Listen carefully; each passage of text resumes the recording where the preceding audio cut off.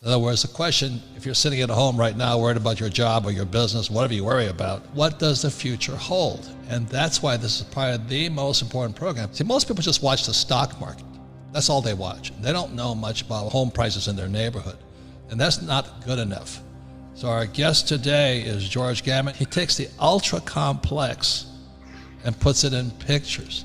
Even if you don't understand them at first, just keep tracking with them, because you're going to see what 99.99% of the world's population will never see.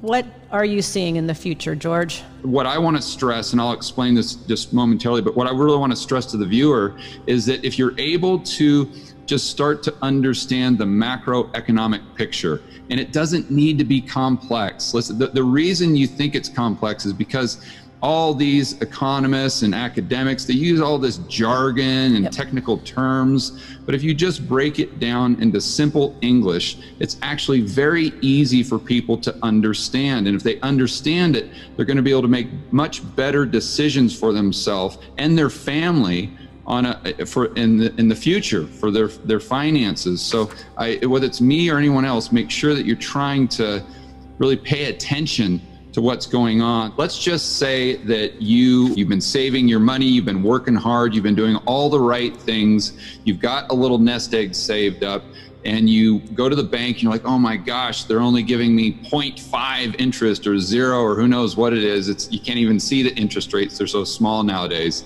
So you say, okay, where can I go to get a little bit higher rate of return? But I still want to be safe. It's got to be safe.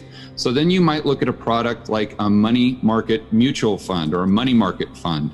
And then you look at this, you say, well, that's safe. All my buddies are doing it. It's just like a bank account, but I get maybe a 1.5% return.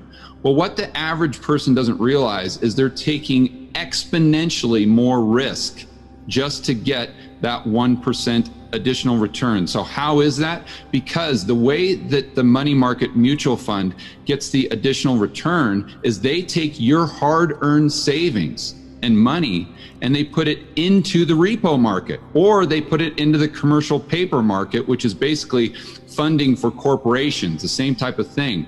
So the question then becomes that person that's just watching Monday Night Football and just enjoying life, just, you know, with the white picket fence, the 2 kids, the golden retriever, they don't care about what's going on with the plumbing. They don't care about the dollar swaps. But does that person really want to lend their hard-earned savings to Deutsche Bank, to HSBC, you know, some of these banks that could be crumbling as we speak, or to put things into other terms like more America-centric corporate terms? Would that individual want their money being lent to American Airlines right now, or Boeing right now, where every single time you turn on CNBC or the TV, you see that they're asking for another bailout because they're about to go bust? That's how this macro, and that's how the cash flow and the plumbing that Robert's talking about, that's how, just one way that it can affect the everyday person. So if our banks are going bust right now, what does that mean? Well, it's not just the banks, it's the government, it's the private sector, it's our entire economy, because these debt cycles run in courses of 75 to 100 years. I'm going back to Ray Dalio. Right now, we're at the top of a 75 to 100 year long-term debt cycle. So the only way from here is down. And Robert, you call this in a lot of your books, and you kind of predicted this and had the foresight to see this coming. But when you get to the top of one of these debt cycles, the only thing the government can do, well, there's 4 ways out of it. Number 1, they can choose austerity, which very few governments do, and that's just tightening the belt, spending less. Everyone feels the pain. Think of the deflation or depression we had in the 1930s. Or they restructure the debt. Well, it's not likely we're going to do that with China. It's not likely we're going to do that with the big banks because they're the creditors. Or they could just default, say, hey, we're not paying you. Or what most governments do is they choose money printing.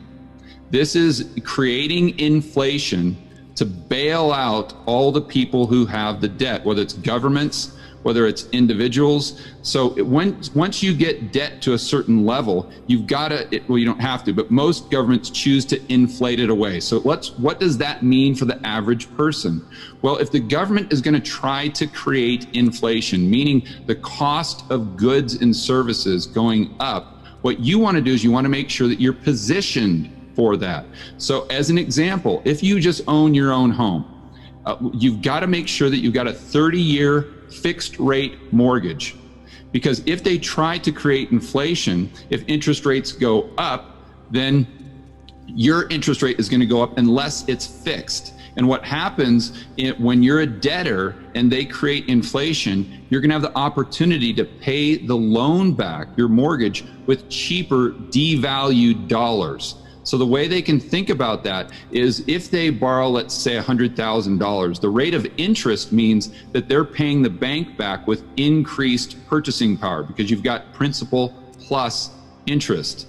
So what happens in inflation, though, is inflation allows the borrower to pay the debt back with less purchasing power. So if your rate of interest, let's say, is 1% or 3%, we'll call it, but if inflation goes up to 5, 6%, the delta between those two is a transfer of purchasing power from the bank to the individual homeowner. And I think a lot of people listening to this probably have a mortgage, if not on a rental property, on their own home. And I think that's the very first thing they can do to be proactive. Also, gold, silver, Bitcoin, you talk about that all the time. We're sitting on this coronavirus, which is changing everything. What is your crystal ball? What are you seeing? Not your crystal ball because you're studying it and you're seeing all the charts and the numbers. What are we looking at? From an economic standpoint, I think the biggest question is, do we have deflation or inflation?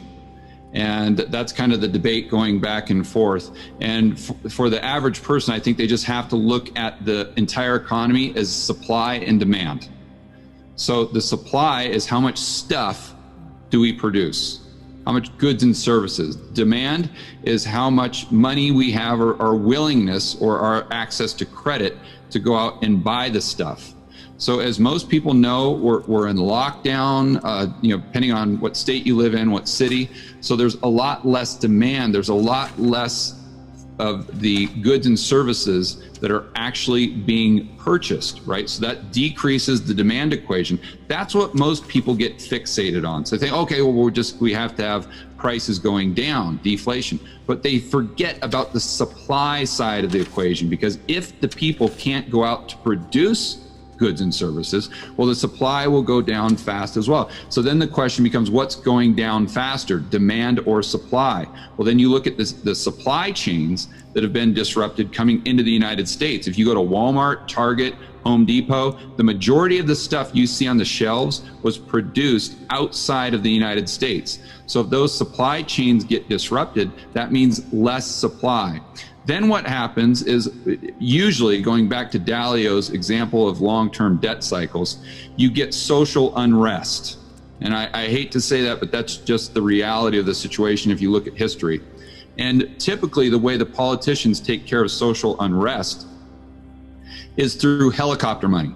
So whether you want to call it MMT, UBI, it doesn't matter. It's basically the government spending money into the real economy, getting into the back pockets of the average Joe and Jane. We could see a situation in the future where the Fed is actually doing it. They're not technically allowed to do it right now, but they've been breaking all of the rules. So if there's more money in the pocket of the average person, that means there's more demand, even though they're sitting at home not going to work, for those goods and services in the economy that don't require debt. That's key, Kim, because people see deflation and inflation as just this, it's binary, right? It's either one or the other, but it's actually very nuanced. So if there's less debt in the system, that means asset prices could go down, or cars, anything that most people buy using debt, okay, the prices of those go down. But anything people buy, or most goods and services people buy on a daily basis that don't require debt, such as groceries, those prices typically go up. And if I saw on CNBC the other day that in a lot of markets around the United States, food prices are up as high as 25%. It's already started. So you can see this happening in real life. Yeah, what's happening is because of the COVID or whatever they call it, the meat packing companies are shutting down. Yeah, and exactly. And so there's now shortages of meat. But so great George example of supply decreasing faster than demand. But what's happening is and the Fed is pumping trillions, 2.2 trillion into the economy. So you have a decreasing supply, increased liquidity. And that's why the shelves are empty for pork and beef and all those things. And Arab Spring, which I don't forget when that happened, but the real rioting wasn't about Muslimism or Christians and all this. Arab Spring was because the mom and pop couldn't afford to go to the store. Food prices went so high.